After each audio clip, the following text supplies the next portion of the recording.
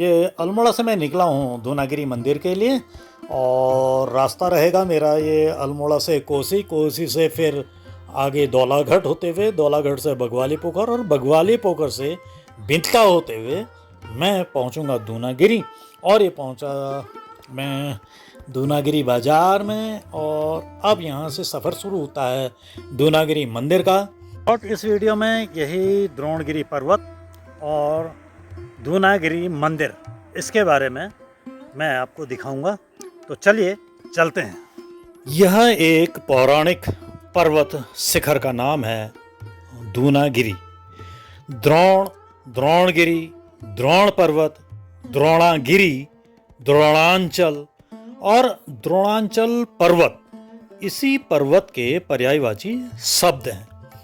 कालांतर के उपरांत द्रोण का अपभ्रंश होते होते आजकल इस पर्वत को कुमाऊनी भाषा में या इसके अनुसार, कुमाऊनी भाषा के अनुसार दूनागिरी नाम से पुकारा जाने लगा है।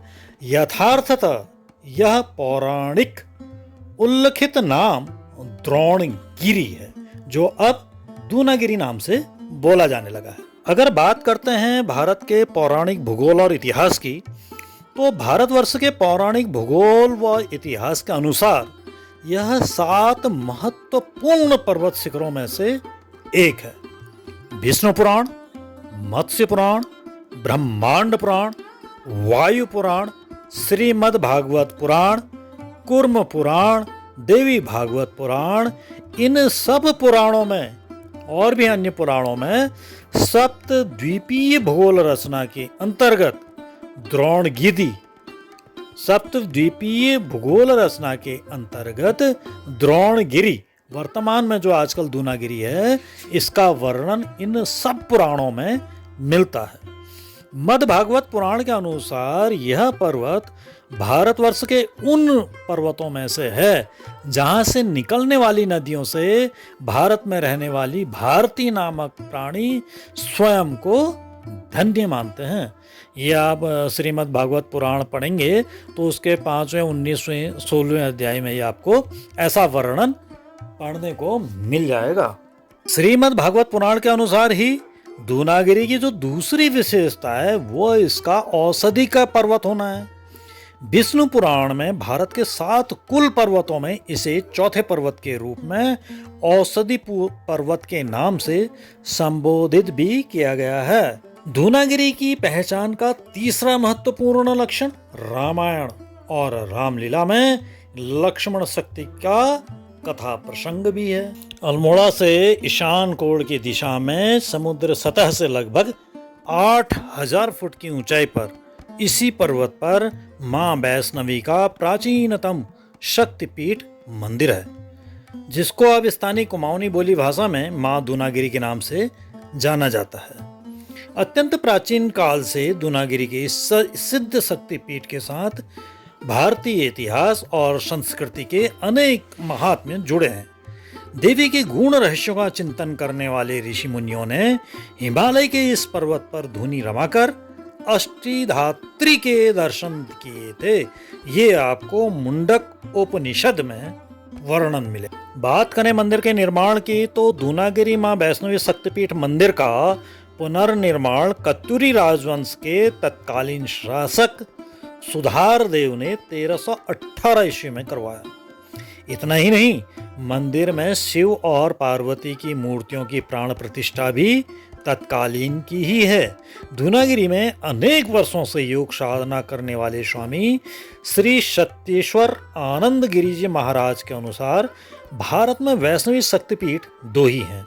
एक वैष्णो देवी के नाम से जम्मू कश्मीर में, तथा दूसरा गुप्त शक्तिपीठ दूनागिरी की वैष्णवी माता के रूप में प्रतिष्ठित है। तो कहना चाहिए ये एक गुप्त शक्तिपीठ है। दूनागिरी माता का वैष्णवी रूप होने के कारण यहाँ पर किसी भी प्रकार की बलि को पूर्णतः वर्जित किया गया है। साथ ही मंदिर में आने वाले श्रद्धालु केवल नारियल माता को चढ़ाते हैं, जिन्हें मंदिर परिसर में फोड़ने की इजाजत नहीं है। इसी से आप समझ सकते हैं कि यहाँ पर बलि पूर्णतः वर्जित है, मतलब नारियल तक नहीं फोड़ा जा रहा है। इस दूनागिरी पर्वत और यहाँ की शक्ति पीठ, वैष्णवी शक्ति पीठ के बारे में कुछ लोक प्रचलित कहानियां भी हैं। कहानी यह भी है कि जब हनुमान जी आकाश मार्ग से जा रहे थे तो द्रोणांचल का टुकड़ा टूटकर दूनागिरी कहलाया। मतलब जब वो हनुमान जी आकाश मार्ग से जा रहे थे, जब हनुमान वो लक्ष्मण के लिए संजीवनी बूटी लेकर जा रहे थे, तो जो वो पर्वत उठा के ले जा रहे थे उसका एक टुकड़ा टूटकर इस जगह पे गिर गया, जिससे कि यह जो है एक औषधि पर्वत के रूप में आ गया और यह वही टुकड़ा जो है यह दूनागिरी कहलाता। वैसे जो भी पौराणिक ग्रंथों में जो भी वर्णन और आधार मिलता है उनसे तो यही कहा जा सकता है कि जो ये पर्वत है द्रोण, यही वर्तमान जो है वो दूनागिरी है। दूसरी मान्यता की बात करते हैं तो विद्वानों का मत एक यह भी है कि गुरु द्रोणाचार्य ने इस पर्वत पर तपस्या की थी महाभारत काल में, जिस कारण उन्हीं के नाम पर इसका नाम द्रोणगिरी पड़ गया, जिसका अपभ्रंश स्थानीय बोली के अनुसार दूनागिरी हो गया। अब ये दूनागिरी बोला जाता है, अर्थात यह नाम पड़ा है द्रोणाचार्य, महाभारत काल में द्रोणाचार्य की यहाँ पर तपस्या करने के कारण। एक कहावत ही आती है, एक कहावत और आती है वो मानस खंड के अनुसार। तो मानस खंड के अनुसार बात करें तो मानस खंड का अनुसार क्या है कि ब्रह्म एवं लोध्र पर्वत यानी दो शिखर वाले पर्वत श्रृंखला दूनागिरी कहलाई। वहीं दो शिला विग्रहों की आदिकाल से पूजा होने के कारण इसे दूनागिरी कहा गया। तो ये थी बात क्या, ये थी बात मानस खंड की। अब बात करें देवी पुराण की, तो देवी पुराण के अनुसार क्या है कि अज्ञातवास के दौरान पांडवों ने युद्ध में विजय और द्रौपदी के सतीत्व की रक्षा के लिए दूनागिरी की दुर्गा रूप में पूजा कर दी। तो स्कंद पुराण के मानस खंड द्रोण आदि महात्म्य में दूनागिरी को महामाया ब्रह्मचारी के रूप में प्रदर्शित किया गया है, अर्थात वहां पर इसी दूनागिरी को महामाया ब्रह्मचारी के रूप में वर्णित किया गया है। अब मंदिर के गर्भगृह की बात करता हूं तो मंदिर के गर्भगृह में दो शिलाओं के रूप में प्रकृति पुरुष शिव पार्वती, विष्णु माया, काली महागौरी के रूप में शक्ति का पूजन होता है। इसीलिए शरद नवरात्रि में सप्तम काल रात्रि को जागरण तो अष्टमी को महागौरी के पूजन को पुरातन काल से ही मेले की परंपरा यहाँ चली आई है।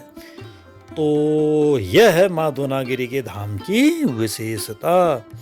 मानस खंड के द्रोण आदि महात्म्य के अनुसार दूनागिरी का महामाया व हरिप्रिया एवं शूलहस्ता महिषासुर घातनी सिंहवाहिनी व वह्यमती सूर्यपुत्री दुर्गा इसके समेत सभी रूपों में महागौरी दूनागिरी में विराजमान। बात करते हैं यहाँ पर मूर्ति स्थापना की, तो अष्टचक्रायोध्या इतिहास एवं परंपरा, इसके जो लेखक हैं रामजस महाविद्यालय दिल्ली विश्वविद्यालय में संस्कृत विभाग के अध्यक्ष हैं तो डॉक्टर मोहनचंद तिवारी।